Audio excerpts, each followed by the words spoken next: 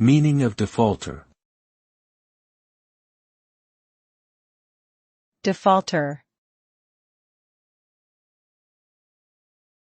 Defaulter. Defaulter. Defaulter. A defaulter is someone who has failed to fulfill a legal or financial obligation. This could include failing to pay a debt, missing a payment deadline, or failing to appear in court. The consequences of being a defaulter can include legal action, financial penalties, damage to one's credit score, and difficulty obtaining future loans or credit. In some cases, repeated defaulting may lead to imprisonment.